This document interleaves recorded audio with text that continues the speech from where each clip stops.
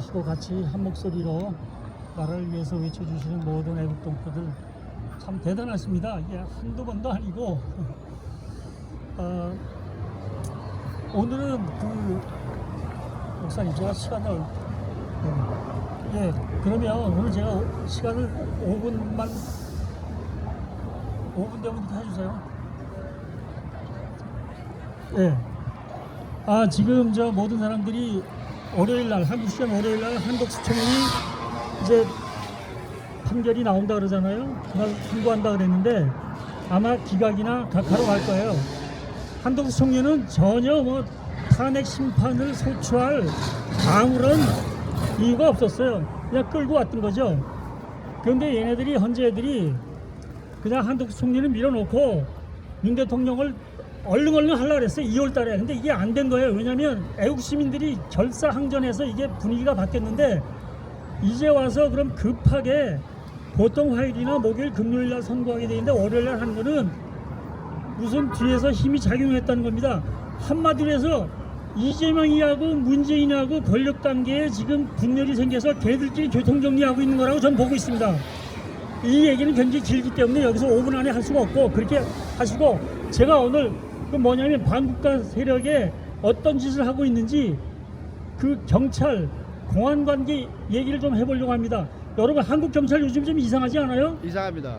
모자 쓰고 다니고 명찰도 없고 이상한 시커먼 잠바 입고 물어보면 한국말 해요 그러면 대답 안 하고 너 어디 소속이냐 그러면 어디 소속이라 그러는데 거기 연락해 보니까 그 사람은 딴 데 가서 현재 근무하고 있는데 이놈은 현장에 나와서 우리나라 사람들을 막 저지하고 경찰 노릇을 하는 거예요.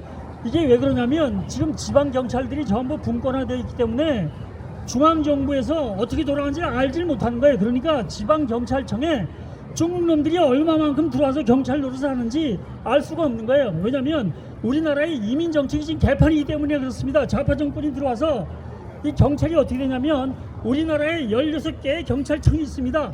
그 중에 4분의 3, 12개 경찰청이 중국의 각 성, 우리나라로 말하면 도지요.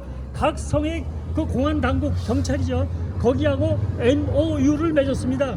메모란덤 오브 언더스탠딩. 그래서 소위 우리말로 양해각서라는 건데 그건 뭐냐면 니네 나라 경찰하고 우리나라 공안하고 서로 협조하자. 뭘 협조하겠습니까? 중국 놈들 한국 와서 활동하는 거, 또 한국 사람들이 중국 갔을 때 문제 있으면 중국 공안이 어떻게 처리하는 거, 이걸 서로 어떻게 잘 처리해보자 이런 거 하고, 경찰 행정 업무를 할 때 경찰이 또 대모대를 진압할 때 어떤 방법을 쓰면 좋냐 이런 거 하는 건데, 자 그러면 16개 중에 12개가 그걸 MOU를 체결해가지고 한국 경찰이 지금 중국 공안하고 비스무리해지게 가고 있어요. 실제 이런 게 정말 반국가 세력인데 무슨 이정미 그놈은 외수 같은 놈, 마귀 같은 놈이지만 그놈 제치고라도 각 행정부에 있는 놈들 우대가리 윤 대통령이 임명한 장관들 빼는 건 전부 그런 비슷하고 방송 언론은 말할 것도 없고 대학 교수라는 놈들도 그렇고 이용훈 목사 같은 그 자식도 그렇고 엉망진창 아닙니까? 그런데 경북청하고 대구청하고 그다음에 경주 북부청하고 제주청만 아직 거기에 MOU를 안 했어요. 자 그리고 또 하나 말씀드릴게요. 4월부터 우리나라가 비자가 중국 놈들한테 비자가 프리가 됩니다. E7 비자가 오픈되는데 E7 비자는 뭐냐면 우리나라에 계절적으로 노동력이 부족하잖아요. 밭에 가서 추수하고 이런 거. 그러면 그때 계절 노동자 실제 레이버들을 들어오게 하는 비자인데 그게 E7 비자예요. 근데 이거를 중국한테 개방했는데 월 2,000명인데 지금 3만 명으로 늘렸고, 본래 E7 비자라는 것은 고급 인력, 엔지니어, 기술자 이런 사람들을 오게 하는 그런 비자인데 이거를 그냥 일반 노동자 막 주는 거예요. 그러면 그 사람들이 들어와가지고 머무르고 가족까지 초청하게 됐어요. 그러면 어떻게 되겠습니까? 2,000명 한도인데 3만 명으로 늘린 거예요. 이런 거는 디테일한 거기 때문에 국민들이 잘 몰라요. 지금 윤석열, 이정명이 그거면 실제로 밑에 행정각부에서 하는 놈들도 외교부나 행정안 다 이따오 짓을 하고 있는 거예요. 그러면서 또 하나 있습니다. E7 R4 비자가 또 그게 프리가 되는데 이거는 뭐냐면 쉽게 말하면 우리 미국에 오면 워크퍼밋 처음 주잖아요. 워크퍼밋을 처음에는 안 주잖아요. 그냥 체류 허가만 소셜 그 카드 주는데 워크퍼밋은 잘 안 주잖아요. 한참 비자 주잖아요. 근데 그 E7 R4 비자는 비자도 되고 국내 거소증, 그러니까 외국인 등록증도 되고 우리나라 민증도 되는 거예요. 이거 근데 한국어도 좀 어느 정도 돼야 되고 뭐 시험 보는 게 많은데 시험 보는 과목도 아주 간단하게 해주고 이게 그냥 직접 사람이 와서 신청해서 그 허가 받아야 되는데 그냥 온라인으로도 이거 허가해 주고 이게 다 바뀌는 거예요. 4월부터. 그러니까 물밀듯이 이놈들을 만약에 한 달에 한 3만 명 들어오면 1년이면 30만 명 들어올 거 아니에요. 몇 년만 들어오면 뭐 100몇십만 10년이면 300만 되는 거 아닙니까? 그러면 홍콩이 공산화될 때 이런 식으로 됐어요. 중국 놈들이 홍콩으로 계속 갑니다. 정부에서 돈을 대줘가지고 거기서 정착하고 장사도 하고 그럼 사람들이 많아지잖아요. 거기서 뭐 결혼하고 또 애도 낳고 인구가 많아지는 거예요. 그래놓고 중국 경찰을 홍콩 경찰하고 MOU를 해가지고 이렇게 들어가서 우리 같이 협조하자 그러면서 다 중국 경찰이 홍콩 경찰을 먹었어요. 지금 이런 식으로 하고 있는 거예요. 이게 굉장히 심각하다 이건 겁니다. 그리고 또 하나 말씀드릴게요. 4월부터 우리나라에 CBDC를 10만 명을 대상으로 테스트를 합니다. CBDC가 뭐냐면 센트럴 뱅크 디지털 커런시라 그래서 화폐를 안 쓰고 그냥 우리 핸드폰 갖고 QR코드 찍는 거 있죠. 그런 식으로 한다는 거예요. 여러분 중공에 가면 그지들도 현찰로 그거를 안 합니다. 현찰을 줄 수가 없어요. 어떻게 하냐? 거지들도 QR코드로 돈을 받아요. 왜냐하면 현금 없는 사회. 그러면 그것이 중앙정부에서 다 통제가 된다는 거예요. 그러면 사회 신용 점수란 걸 매겨가지고 이놈은 돈 쓰는 걸 보니까 이거 좀 삐딱해. 그러니까 너는 앞으로는 비행기를 못 타, 기차를 못 타, 어디 갈 수 없어.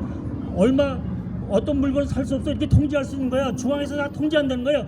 이거를 우리나라가 하는데 구라파는 그러니까 유로피안 센트럴 뱅크에서 올 12월부터 시행하는데 우리나라가 뭐든지 빨라요. 4월부터 하는데 전국적으로 다 하는 게 아니라 10만 명을 테스트해서 한번 해보겠다. 이게 잘 되는지. 그럼 뭐 거기에 이제 한국은행에서 이렇게 자금을 받아서 계정을 만들어서 그럼 복잡하니까 그럼 빨리 하여튼 그런 걸 한다는 거예요. 그건 뭐냐? 전부 이거는 중공에서 하는 시스템이에요. 공안 시스템도 그렇고 이 디지털 화폐도 그렇고 결국은 이 세상이 그렇게 되긴 되는데 왜 그럼 모든 그런 기술이 미국보다 중국이 더 앞서 있어요. 중국은 안면인식 기술에서 길거리 걸어가는 사람들 다 저놈 어디서 어디 가는 거 다 알 수 있다는 거예요. 어디 가서 물건 뭐 사고 다 하니까 이놈 좀 불순한데 넌 앞으로는 제외. 그러면 딱 버튼 누르면 이놈은 돈을 못 쓰게 돼버리는 거예요.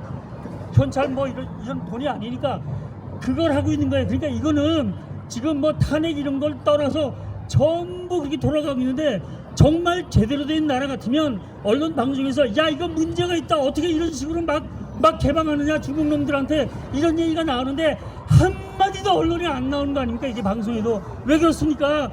이미 우리나라는 70% 이상 중국에 다 들어갔어요. 넘어갔어요. 그런데 이번에 사실 저는 이 계엄 사태가 나기 전에 우리 이제 좀 아는 사람들은 야 이게 윤도택이 왜 가만히 있냐, 이건 계엄밖에 방법이 없다, 지금 거의 넘어가게 생겼으니까 탱크하고 그냥 비행기 몰고 나와야 된다, 이런 얘기를 우리끼리 많이 했어요. 근데 계엄을 해서 저는 너무 신났습니다. 그랬더니 이게 뭐 계엄이야, 국회의원데 뭐 몇백 명밖에 이게 무슨 일이 되겠냐 그랬는데 결국은 윤 대통령은 그렇게 하려고 하다 보니까 할 놈이 없는 거야. 할 놈이 그 정도가 됐습니다. 군대도. 그래서 제가 맨날 친구들한테 할 때도 맨 마지막에 우리의 군의 지금 태도는 뭐냐, 정말 비상상황이 닥쳤을 때 군은 어느 입장이냐, 이게 제일 저는 걱정스러운 거예요. 여러분 기도할 때 이제 윤 대통령이 지금 김 목사님도 말씀하셨지만 이제 뭐 다음 주에 이제 이재명이가 26일 날 판결 나고 이제 윤 대통령이 복귀하고 이렇게 희망적인 말씀하셨습니다. 저도 그렇게 됐으면 정말 좋겠어요. 근데 저는 그렇게 생각을 하지 않습니다. 한덕수 총리는 복귀되지만 윤 대통령 끌 겁니다. 왜냐면 이놈들은 이재명이는 문재인 손에 날아가고 그 다음에 내각제 세력이 윤 대통령하고 협상하러 올 겁니다. 야 윤통, 당신이 임기를 다 채우지 말고 조기 퇴진하고 내각제 개헌하는데 협조해라. 그러면은 이 탄핵 이거 자원부 다 나가리 시켜줄 텐데 윤 대통령이 이걸 억셉트 할 수가 없습니다. 그러면 제 예상은 널 버틸 거예요. 그러면 얘네들이 이상한 짓을 할 가능성이 있다고 저는 걱정을 하고 있습니다. 그건 뭐 그런 추측의 부분이니까 그건 빼놓고 하여튼 이런 식으로 지금 한국이 돌아가고 있으니까 우리 기도할 때 이제 본격적인 2차 대전, 2차 전쟁이 시작됐습니다. 윤 대통령 한 사람 대통령이 복귀한다고 되는 일이 없어요. 여러분 방송통신의 사실 보십시오. 이진식 방통위원장이 4대4로 기각됐어요. 4대4로 기각됐지만 가서 인사권을 하나도 행사하지 못하지 않습니까? 왜? 세 사람이 있어야 이것이 위원회가 의결할 수 있다 그러는데 민주당 놈들이 그거를 세 사람 그 위원을 임명을 안 하고 국회에서 그냥 막아놓고 있는 거예요. 그러니까 이진숙 방통위원장이 만약에 자기가 그 세 사람 다 와서 위원이 되면 거기서 의결해가지고 MBC 같은 거는 허가 기간이 끝났어요. MBC는 이제 폐국 이래버려도 되는데 그걸 할 수 없는 거예요. 그러니까 윤 대통령이 다시 대통령 자리에 돌아와도 이런 것이 해결되지 않으면 제대로 돌아갈 일이 없다는 거예요. 그러니까 앞으로 윤 대통령은 뭐 늦어도 4월 달에는 복귀하겠죠. 이런 문영배, 이미선이 이놈들이 그냥 눈치 보면서 질질 끌다가 이재명이한테 한번 내란이라도 일으켜가지고 한번 역전해보라고 기회를 줄 겁니다. 시간을 줄 겁니다. 그도 저도 안 되면 얘네들은 판결도 안 하고 그냥 4월 18일날 임기 끝나면 도망갈 것 같고 하여튼 굉장히 복잡한 일이 벌어질 거야. 그러니까 우리 앞으로 기도할 때 하나님 이제 진짜 전쟁이 왔는데 우리 애국 소민들이 윤 대통령만 복귀하면 이제 뭐 되겠겠니. 될 일 하나도 없다고 저는 생각합니다. 뭐 수족이 있어야 일을 할 거 아닙니까? 말을 들어먹지 않아요. 저 한독수도 믿지 않습니다. 제 후배지만 그 자식 뭐 좋은 공무원이긴 한데 그러니까 우리가 기도할 때 하나님 숨겨진 애국지사들이 다시 나타나서 앞으로 우리 애국 국민들도 마음을 놓지 말고 계속 투쟁해야 될 겁니다. 이게 그냥 하루 이틀에 끝날 일이 아니에요. 여러분 안심할 수 없습니다. 그러니까 이렇게 지금 한국이 그렇게 돌아간다는 거 물론 자세한 얘기 할 건 많습니다. 예를 들어서 한마디만 더 할게요. 우리나라에 왜 그러면 문재인이 이정희 얘네들이 한 통속으로 윤 대통령을 거꾸로 들이고 이렇게 하려고 그러다가 지금 내부에서 분열이 일어난 걸 보는데 문재인이가 이것을 개입해가지고 자기도 지분을 가지려고 해요. 왜냐하면 문재인 정권 때 여러분 옵티머스 사건, 라임 투자증권 사건, 그 다음에 장하성 펀드 여러분 아십니까? 이거 잘 모를 거예요. 이게 뭐냐면 뭐 1조 2천억, 1조 6천, 뭐 2조 원짜리 펀드를 만들어가지고 그냥 퇴직자들 그냥 연금 다 그냥 훑어가지고 뭐 투자한다 그러는 거 처음에는 좀 이렇게 배당금 주다가 다 날려먹은 거예요.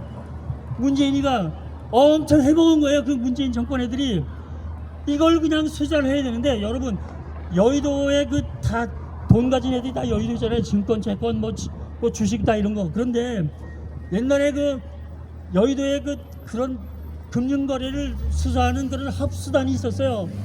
이복현 지금 금감원장도 거기 검사 출신이었는데 합수단이 금융권의 저승사자라고 그랬어요.